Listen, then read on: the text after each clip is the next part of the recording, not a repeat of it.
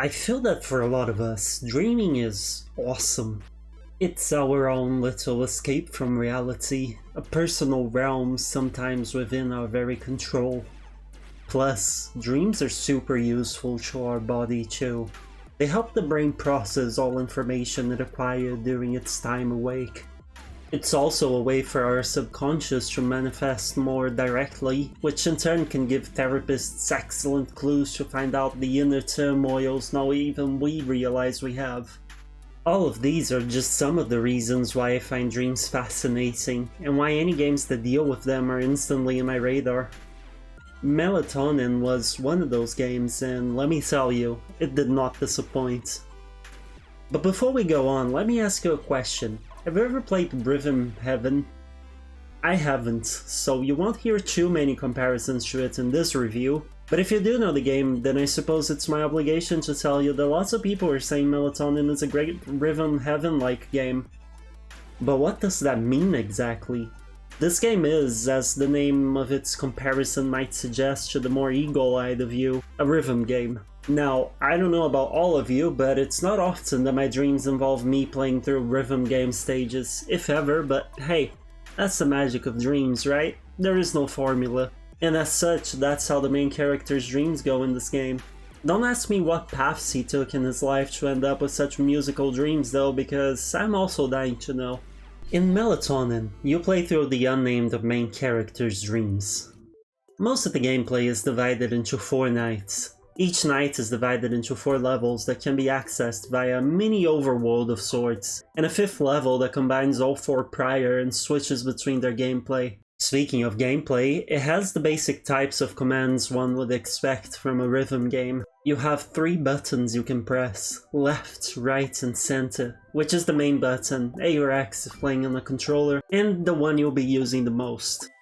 Sometimes you'll be prompted to press left, right together, or long press any combination of those 3. And that's it, really. Using those moves, you'll make your way through the stages. At the end of each level, you get a star rating out of 3 maximum if playing through normal mode, called score mode, and the ring rating out of 3 maximum if you're playing through hard mode. You need to accumulate 8 stars to unlock the 5th level each night, and the rings are just for bragging rights.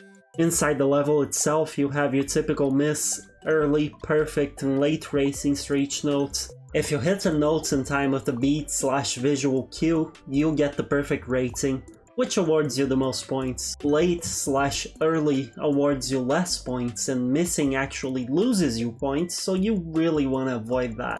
Each level can be played in 4 modes: Tutorial, Score, Hard, and Editor.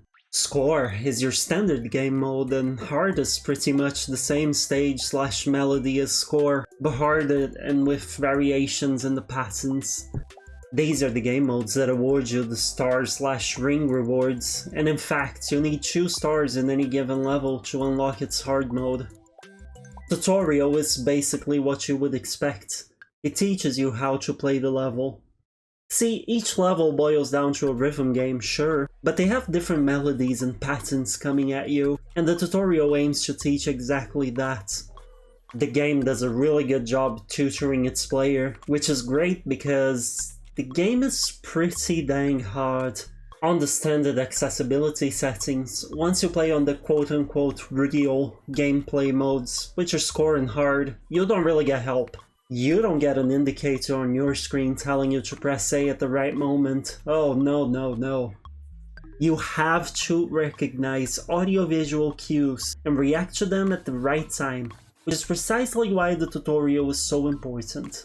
And at the same time, it's also why the game can be so hard. You can easily see examples of this in what are likely to be your very first levels played. Dream About Food and Dream About Shopping, which should be playing on camera right now. In Dream About Food, you have boxes of different types of food throwing, well, food at you. They have different attack patterns, 3 of them.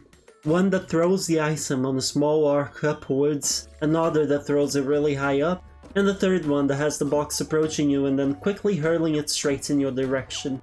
All of these attacks are, in fact, timed with different beats of the song, but you can also just as easily click A when you see the food pretty much on top of your character. That's how I got through both score and hard mode with pretty good ratings. In Dreams About Shopping, however, you have objects falling in a specific order with specific timing between each object. Once the full collection has fallen, you have to then swipe your credit card following the same timing in which they fell. Unlike the food dream that shows the food reaching the character, here you have to rely on your feeling and on the beats of the song. This made things a lot harder for me, and I struggled quite a bit more with the game here. Some levels also have obstacles such as clouds that show up and cover parts of the screen, or visual cues that randomly leave the screen for a while, which makes things even harder depending on the level. I fully acknowledge that this is a me issue, so I'm not complaining. I'm just saying all this to illustrate that each level is quite different from the one before and after it. And unlike other rhythm games like Yakuza Karaoke, you can't rely on getting prompted to press a button around the time you need to. Well, that is, unless you make use of the game's excellent accessibility options. If the game is too hard for you, you can go to the menu and turn on assists. There are 5 different assists, all of them can be individually turned on and off, allowing you to fully customize your difficulty. The options are as such: visual assist with the timing circle, audio assist with a metronome, increasing the window of time you can hit your button to get a perfect, less penalty for early/late hits, and controller rumble, which is on by default. There's honestly no shame in turning any of these on, and I'm totally not just saying this because I myself had to use a couple at times to manage to get through some of the stages. At the end of the day, what matters is that you, as the player, enjoy yourself, especially with a game that looks and sounds this cozy. See, Melatonin was hand-drawn, and the result is absolutely incredible and fully fits the dream aesthetic they were going for. The game looks amazing, and I cannot stress this enough. But even better than its looks is its soundtrack, which is a relief given that this is a rhythm game. The tracks are vibrant, and they mostly work really well with the levels. I won't lie that there were a few moments in which I felt like the beats didn't align with when I had to press the buttons, but I'm pretty sure that's on me and my apparent inability to properly perceive sound sometimes. Have a listen to a couple of my favorite tracks.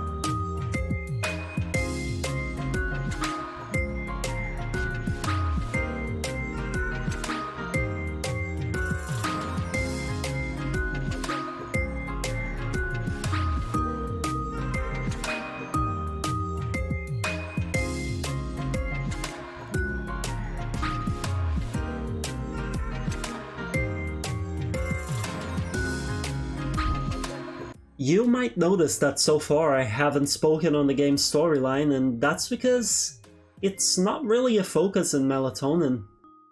You can infer a lot about the main character via his dreams and the little cutscenes you get between nights of him in his room, but that's about it. While it is really cool to learn about him via his worries and desires and the environmental storytelling of his room, the fact is that the story is mostly there to introduce the gameplay, which is absolutely the focus here. And I honestly feel like this was a correct choice. You go pretty much straight into the levels, which are mostly really good experiences. As for issues, I didn't really run into any on the technical side of things. I did, however, feel a bit of a disconnect between the mood of the game and its difficulty. I was absolutely expecting a comfy and cozy experience by the beats and the visuals, but instead I was massacred by a lot of the levels. This isn't an issue, mind you, as you can adjust difficulty via the accessibility options I mentioned, but it was still quite a shock for me. And if you have epilepsy, beware, as the game does contain flashing lights and an epilepsy warning. The level editor, which is the fourth option you get when accessing any level, also leaves a lot to be desired. There is no effective tutorial for it, it doesn't allow you to switch songs, you can only use the set pieces and obstacles that are within that specific level, and you can't even export your levels. There is a chance they will update the editor to make it more universal though, so check back in a few weeks. All things considered, Melatonin gets my recommendation to any rhythm game fan. It's a joy to play through, provided the difficulty doesn't frustrate you and you're not too proud to turn on the accessibility options if they do. If you're curious about the length, the game took me about 4 hours to beat to the end of the story. If you do end up getting the game, let me know how you like it. And now, for the fun YouTube stuff. If you liked this video, if it was useful to you, please do leave a like down below and subscribe too if you can. Both actions help me out a lot. But above all else, leave a comment. I love hearing from all of you. Thank you so much for watching, and I'll see you hopefully on the next one. Bye bye!